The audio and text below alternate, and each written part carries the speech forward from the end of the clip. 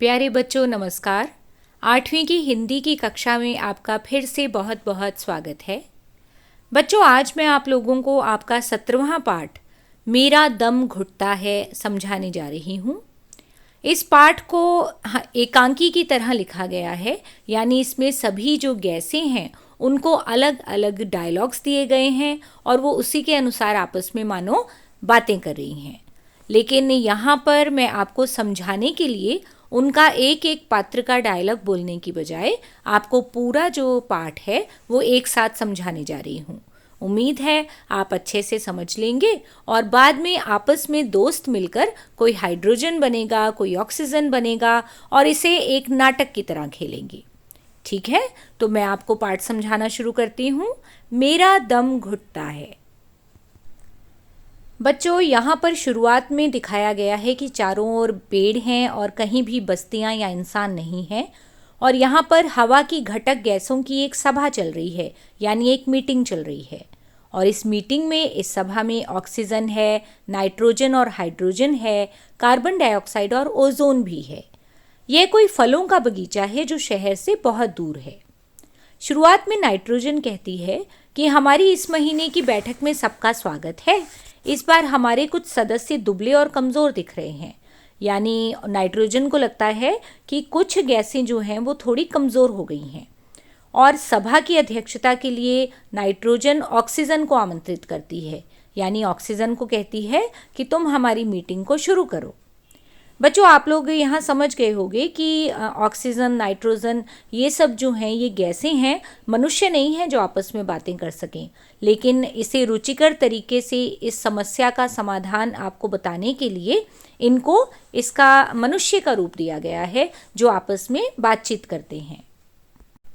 Oxygen हाँफते हुए कहती है कि मुझे सभा की अध्यक्षता करने के लिए आपने बुलाया, इसके लिए धन्यवाद, लेकिन मेरी झूठी तारीफें मत करो। मैं कहने को तो जीवनदायी हूँ। जीवनदायी का अर्थ होता है बच्चों जीवन देने वाला। आपको पता है कि ऑक्सीजन के बिना हम लोग सांस भी नहीं ले सकते, लेकिन ऑक्सीजन क्या कहती है कि आज तो मेरे ही जीवन को खतरा लग रहा है। हाइड्रोजन कहती है अरे ऑक्सीजन ऐसा मत कहो, आपके बगैर तो मेरी हालत खराब हो जाएगी। उसके कारण यानी हाइड्रोजन के कारण ही और ऑक्सीजन के कारण ही पृथ्वी पर पानी उपलब्ध है और दुनिया में आधे से अधिक भाग में पानी है और ऑक्सीजन के बिना तो पानी बन नहीं सकता। पानी नहीं तो जीवन संभव नहीं। इस पर ऑक्सीजन कहती है कि अरे हाइड्रोजन, मैं तो अपने वायु में अस्तित्व की बात कर रही हूँ, यानी आजकल बहुत सारे काले पीले दैत्यों ने हमला कर रखा है मुझ पर। अब नाइट्रोजन कहती है कि अरे मैं आपको क्या बताऊं, अपनी सभा के लिए यानी अपनी मीटिंग के लिए कोई भी सुरक्षित जगह नहीं मिल रही थी। मैं जहाँ भी जाती वहीं वे काली पीली जहरीली गैसें हमला कर देती थी और लगता था जैसे हमारा बहुमत ही खत्म ना हो जाए। ये बाहर की गैसें इतनी तेज़ी से बढ़ रही हैं कि इन्होंने तो हम सारी गैसों की सेहत बिगाड़ दी है। तो हाइड्रोजन कहती है कि देखो ना हमारी ऑक्सीजन दीदी दिनों दिन सूखती जा रही है, यानी कमज़ोर होती जा रही है। अब बच्चों ऑक्सीजन की बारी। ऑक्सीजन कहती है कि मैं तो एक बात बताना ही भूल गई कि इस बैठक में आते आते मैं बाल बाल बची।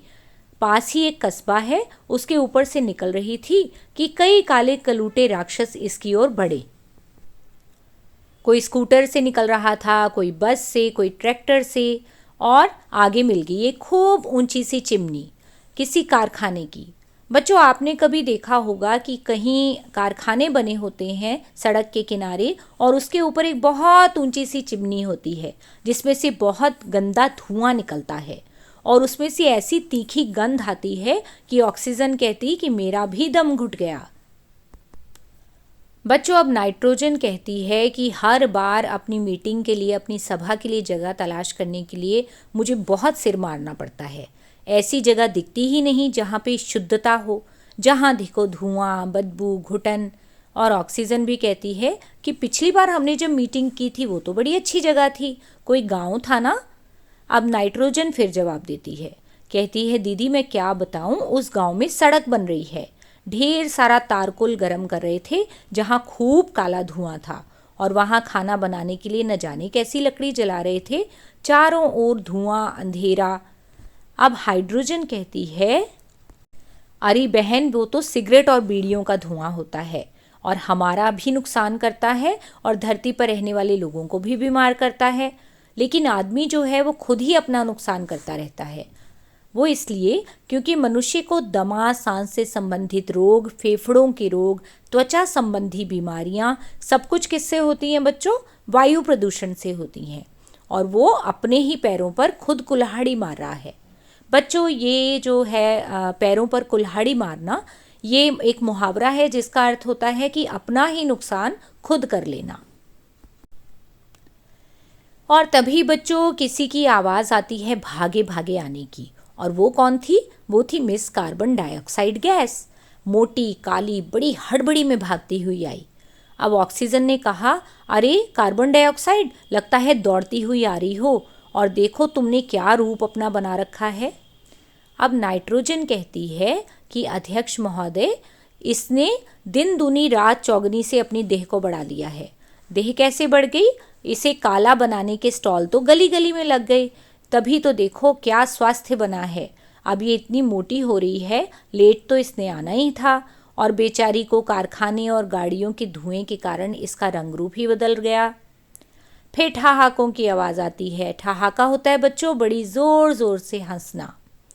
तभी कार्बन डाइऑक्साइड बड़ी रुआंसी सी आवाज़ में कहती है। रुआंसी आवाज़ होती है रोने जैसी आवाज़। तो कार्बन डाइऑक्साइड क्या कहती है कि मेरा मजाक उड़ा लो। वायुमंडल में मेरी भागीदारी जो है 0.5% से भी कम थी, और ये मानव जाति है कि मेरा मोटापा बढ़ाने पर तुली है। मेरे साथ साथ मेरी बहन कार्बन मोनोऑक्साइड की मात्रा भी ज़्यादा बढ़ रही है, और मुझसे ज़्यादा तो मानव जाति का नुकसान कर रही है। और तुम हो कि मुझे खलनायिका बना रही हो। मैं तो पेड़ पौधों का जीवन हूँ। बच्चों, आपको पता है ना, जो पेड़ पौधे हैं वो कार्बन डाइऑक्साइड को ग्रहण करते हैं, यानी अपने अंदर ले लेते हैं, और बदले में हम लोगों को ऑक्सीजन देते हैं। बच्चों, अब बारी आई ओजोन गैस की। ओजोन बहुत धीमी सी आवाज़ में कहती है, कभी मेरे बारे में किसी ने सोचा है?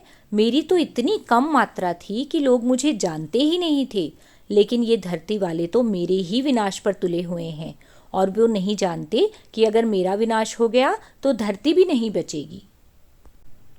बच्चों, अब नाइट्रोजन कहती है कि अरे तू तो ज़रा सी है, तू क्या कर लेगी। मानव मुझे छेड़ने में संकोच नहीं कर रहा, जबकि वायुमंडल में मेरी भागीदारी 3/4 से ज़्यादा है। ओजोन कहती है, हाँ हाँ, तुम लोग तो हर छोटे को कमज़ोर समझते हो, लेकिन मैं बता दूं, यदि मैं ख़त्म हो गई तो धरती तो क्या, तुम सब भी नहीं बचोगी। अब हाइड्रोजन क्या कहती है बच्चों कि माना तुम ऑक्सीजन दीदी की सबसे छोटी बेटी हो, लेकिन इसका मतलब कुछ बोलती ही रहोगी, कुछ भी बोलती रहोगी। अब चुप हो जाओ वरना।